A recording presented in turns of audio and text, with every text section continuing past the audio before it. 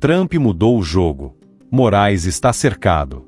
E os bancos agora vivem o dilema mais explosivo da história recente. Olá, patriotas. Sejam todos bem-vindos. Aqui, a sua opinião vale muito, então sinta-se à vontade para comentar. Agora vamos direto à notícia. O que aconteceu nos últimos dias pode ser considerado um dos maiores checkmates da política internacional recente. E não é exagero. O Departamento do Tesouro dos Estados Unidos, através do poderoso OFAC, o escritório que controla ativos internacionais, enviou uma carta oficial a 5 gigantes do sistema financeiro brasileiro: Banco do Brasil, Bradesco, Itaú Unibanco, Santander e BTG Pactual. Essa carta, aparentemente burocrática, é muito mais que um simples documento. Ela representa a materialização de uma estratégia política brilhante, arquitetada pelo presidente Donald Trump. O alvo não é só o ministro Alexandre de Moraes, mas toda a estrutura que o sustenta. E o detalhe é este: não se trata de uma ordem direta. Não houve imposição, ameaça explícita ou sanção automática contra os bancos. O movimento foi sutil, quase elegante. O Tesouro americano simplesmente perguntou: quais medidas a sua instituição está tomando para cumprir a Lei Magnitsky, aplicada contra o ministro Moraes desde julho? Simples. Nem tanto. Essa pergunta carrega um veneno poderoso. Mas espera que piora. Com apenas uma linha, os americanos tiraram os bancos da posição confortável de neutralidade. Eles não podem mais fingir que o problema não é deles. Eles foram convocados a se posicionar. E essa convocação não é de qualquer entidade. Vem da maior potência econômica do planeta, aquela que controla o acesso ao dólar, à rede internacional de pagamentos e ao mercado financeiro global. Agora, vamos imaginar a reunião de diretoria em um desses bancos, digamos no coração da Faria Lima. De um lado da mesa, advogados mostrando a decisão recente do ministro Flávio Dino, que tentou blindar Moraes dizendo que leis estrangeiras não têm validade automática no Brasil. Do outro, diretores internacionais mostrando as consequências de desafiar o Tesouro americano: multas bilionárias, perda de licenças, expulsão do mercado dos Estados Unidos. Resultado: sinuca de bico. Não existe saída boa. Vamos analisar as duas únicas opções. Primeira opção: desafiar Washington. O banco poderia responder: seguimos a decisão do STF, a sanção americana não se aplica aqui, e continuamos tratando Moraes como cliente normal. O que aconteceria? Em questão de horas, as operações do banco em Nova York seriam suspensas. Suas transações em dólar bloqueadas. Resultado: suicídio corporativo. Nenhum banco sobrevive fora do sistema financeiro americano. Segunda opção: obedecer discretamente ao tio Sam. O banco poderia dizer: sim, iniciamos os procedimentos para encerrar relações com o ministro sancionado.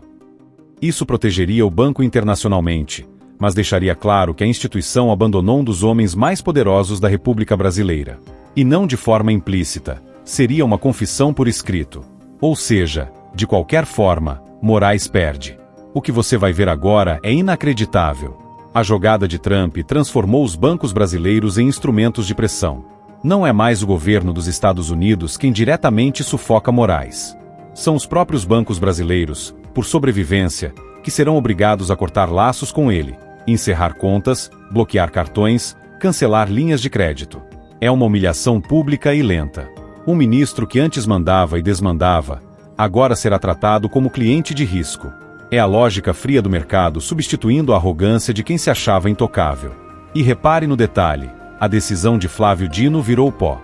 Ele tentou impor na canetada que empresas não poderiam cumprir sanções estrangeiras. Mas o OFAC não mandou ordem judicial. Mandou uma condição de negócio.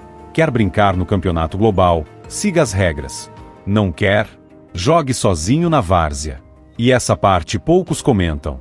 O caso do Banco do Brasil é ainda mais delicado. Não só porque é estatal, mas porque foi citado em reportagens como a instituição que ofereceu o cartão Elo Moraes depois que os cartões internacionais foram bloqueados. Para os americanos, isso pode soar como tentativa de burlar sanções. Resultado: rumores fortíssimos de que o Banco do Brasil Américas, filial em Miami, pode ser o primeiro a sofrer sanções secundárias.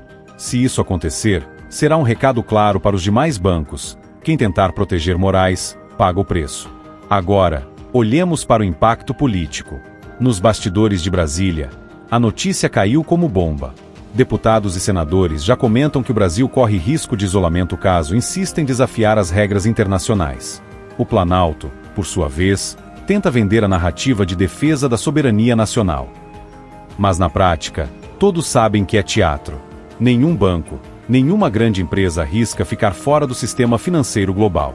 Enquanto isso, a imprensa tradicional tenta minimizar. Manchetes falam em carta genérica, em comunicação de praxe. Realidade paralela. Se fosse algo sem importância, não teria colocado os maiores bancos do Brasil em estado de pânico. Comparações ajudam a entender o peso. Lembra quando a Odebrecht foi atingida pelo Departamento de Justiça americano em meio à Lava Jato? A empresa, que se achava gigante, simplesmente desmoronou porque perdeu acesso ao crédito internacional. É a mesma lógica. O poder não está no palanque, está no fluxo de dólares. E mais, o movimento de Trump ecoa no mundo todo. A lei Magnitsky já foi aplicada contra oligarcas russos, autoridades chinesas e até membros de regimes africanos. Sempre com o mesmo efeito, isolamento financeiro. Agora, pela primeira vez, vemos essa lei atingir o ministro do Supremo Tribunal Federal do Brasil. É histórico. Nos bastidores, diretores de bancos resumem o dilema em uma frase: um cliente, por mais poderoso que seja, nunca vale mais que o sistema financeiro americano. Essa é a tragédia de Moraes. Ele que tanto se achou dono do jogo, agora percebe que não passa de uma peça descartável. E aqui está o ponto final. A jogada de mestre do presidente Donald Trump não apenas isolou Moraes. Ela expôs a fragilidade do establishment brasileiro, que sempre se apoiou em privilégios e na arrogância de que nada poderia atingi-los. Agora, estão diante de um poder que eles não controlam. E você, patriota, acredita que os bancos vão de fato cortar as relações com Moraes? Ou vão desafiar os Estados Unidos e pagar o preço? Deixe sua opinião nos comentários e não se esqueça de curtir e compartilhar este vídeo. Se você é do tipo que gosta de estar sempre por dentro do que realmente acontece na política do Brasil e do mundo, sem filtro, sem rodeio, já se inscreve aqui no canal, ativa o sininho e fica com a gente, porque aqui a verdade tem vez e voz.